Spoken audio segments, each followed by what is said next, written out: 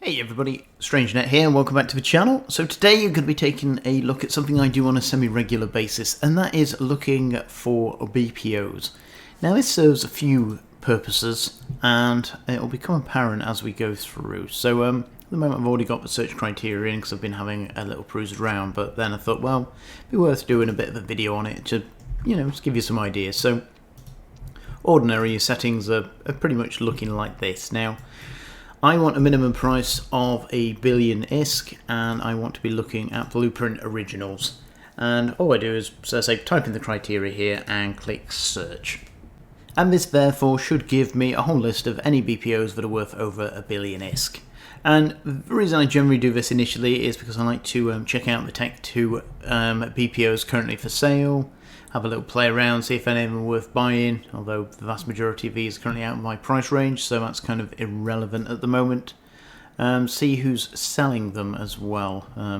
Doesn't always prove useful, but again it gives you some ideas. Some of the names you'll come across on a semi-regular basis, some of them are obviously big sellers on the forums and other places, so I just like to keep an eye. And again, just to keep my eye in and just to see, roughly what prices things are selling at. So again, we've got the Apostle here. It's a 1012. Again, there's going for 3.5. And all in all, I'm not necessarily looking for any deals here. The things I am looking for, as I say, initially are Tech 2 BPOs. But again, on the contract system, it's usually not particularly good. A lot of people either overmark them, don't know what they're worth, or are just asking outrageous prices. So let's have a look. So 395 to build this, give or take 395. So yeah, not even close to being worth it. So that's what I like to do, and this serves a different purpose because looking through the BPOs gives me other ideas and makes me think about things that I probably wouldn't think about. So for instance, the stand-up market here, 6.5, I've never considered either researching, building, buying, copying these at all. And again, it's just to give me ideas of what is out there, because a lot of these are obviously capital components, which is what I kind of expect to find here, but you do find the odd things, so say, like a clone center. Now, I imagine clone centers are relatively popular, and this is where we start to really delve into it. So, first of all, I want to see if these are profitable to make at the moment. I'm not going to do this, but basically this is a crude estimation, so basically I just want to see roughly how much we can make it for. So 182 million, then I'm going to check the market to see, potentially there is to be made there.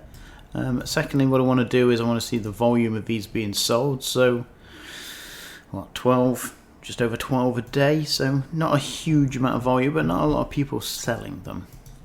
Now, obviously, clone bays are relatively important if you want to clone around, so I do imagine a lot of people put clone bays up. Now, the secondary thing I want to do is I want to look in contracts, again, but specifically at clone bays. Because as I say, for the moment, we've kind of established that I can build them kind of at a profit, and that was without any research. Now, that is with research, I think. So now I want to see if I can make any ISK by copying them, and this does pose a slightly different issue. So initially, we're just going to have a look at Perimeter, because Perimeter copies quite quickly. Research Center.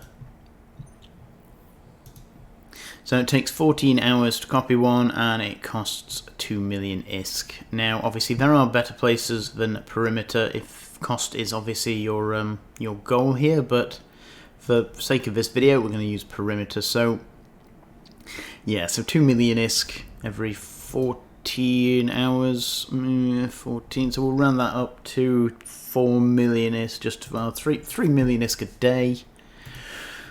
Let's get the old trusty calculator out. So 182 million ISK divided by 3 million ISK. Take me 60 days if I was just to copy that to get my ISK back. So not bad actually. Something to think about. Now, obviously, having a larger inventory, etc. This doesn't necessarily appeal to me. It doesn't make enough of a return to kind of make it worth a while. But what I would potentially think about is obviously researching the whole thing and selling it as a lump. And we can see here, so we've got the copies, and we've got 2 originals being sold. So 2.3 and 2.4.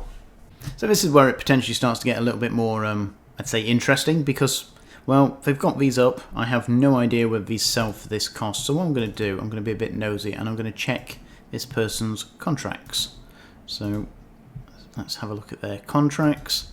And basically what I'm going to do is I'm going to go through their contract history and see what they've been selling. So you can see this person straight off the bat sells an awful lot of capital, well, oh dear, dreadnoughts. So this person sells a lot of dreadnought. Now, does look like a BPC, but it's obviously not for 50 million unless they're had a bad day. So vast majority of these are copies. And I can't see any clone bays. So is this the first clone bay they've done? Maybe. But it does then take me down the rabbit hole with, ooh, an experimental jump drive. What's this? Looks like a blueprint that you have to find, so that's not really of interest. Do you have to find it, or can you just buy the original? Nope. So that looks like it comes from exploration or some other interesting drop. So now I'll check the second contract, or BPO, show contracts, and we'll do it again. And this, so I say, sometimes reveals or unveils some interesting results, and it gives you ideas of what something that you probably or possibly wouldn't think about doing. So nothing particularly exciting here for us. It doesn't look, or I can't find any that they have sold previously. So again, something I may skip over because again it's not quite, I don't have enough information there to go on. But let's just have a look. So let's close all this down. So it was 2.4, 2.3 billion ISK. So what I want to do now is I want to see how long it's going to take to copy, and do the ME and the PE, TE even. Things keep changing. Right, so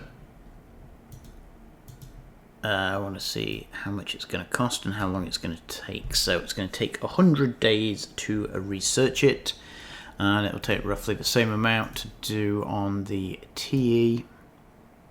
100 days and 350, so it's going to cost me 700 mil. So 700 mil and 200 days. So we're selling for 2.3 billion minus 700 mil.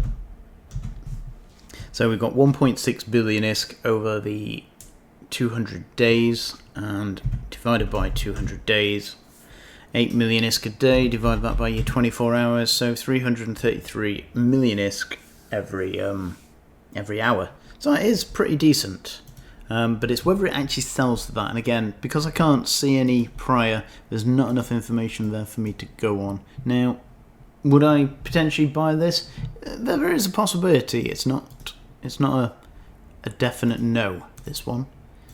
And again, this is why I'm looking through. So, oh, we've got the factory slot here, so let's have another look at this one. This one is,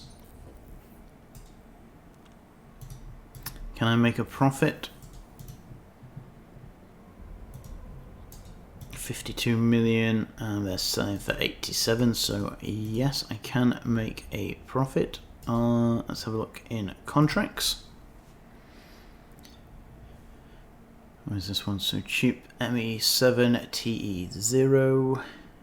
So 10 and 20 are both selling respectively for about 1.2 to 1.3 billion ISK.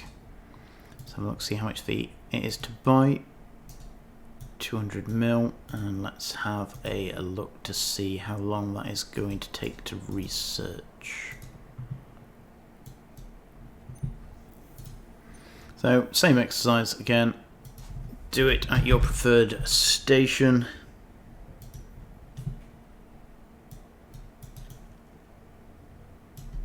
So 163 days for this one, but obviously cost is a lot less, so we're looking at 300 days.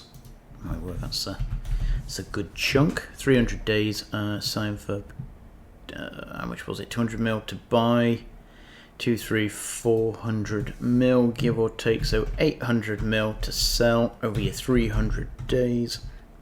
Divided by 24 hours in the day, meaning you're not making anywhere near as much ISK, but not bad for research in there. So 111,000 an hour, and now I just basically want to see how many are being sold as copies. So not a great deal of copies either to buy. How many of these are actually selling then is my secondary follow-up question.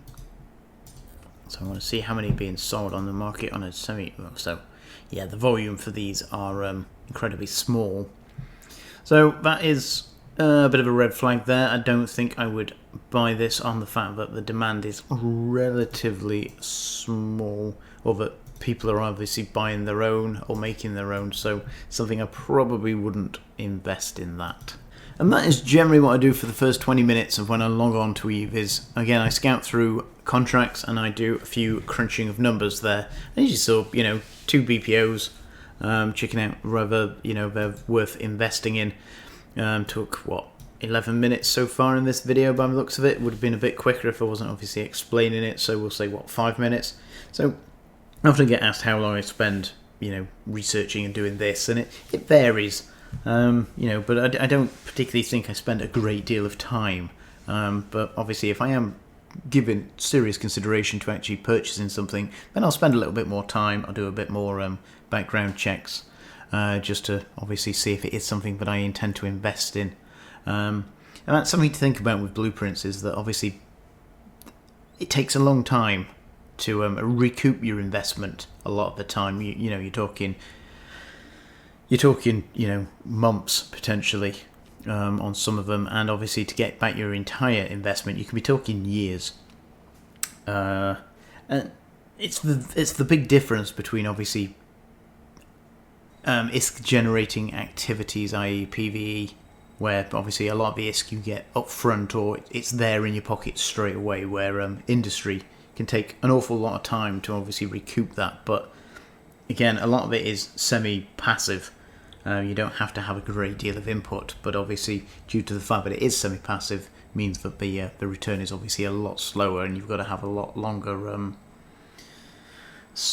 future plans in order to be able to obviously try and recoup your initial investments. So that's my general morning routine, and I don't do it every morning, I don't do it every week. It depends obviously on how much ISK I've got sitting in my wallet at the time, and whether I'm looking for new places to put it. And I always find blueprints work out quite well in the end, long term, just due to the sheer amount of time that sometimes needs to be put in there. So you never normally go wrong with blueprint researching. So with that, thanks for listening, thanks for your time, and I look forward to talking to you again in the next video.